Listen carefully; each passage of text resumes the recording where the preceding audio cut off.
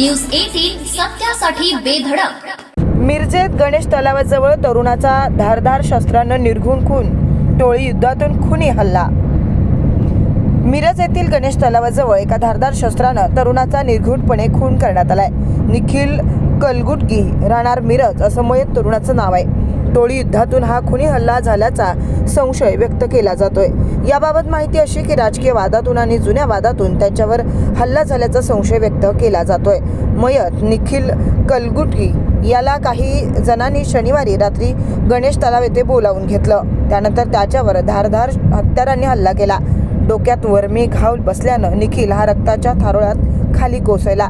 यानंतर हल्लेखोरांनी घटनास्थळावरून पलायन केलं। याबाबत माहिती मिळताच निखिल कलगुटगी यांच्या मित्रांनी व नातेवाईकांनी घटनास्थळी धाव घेतली।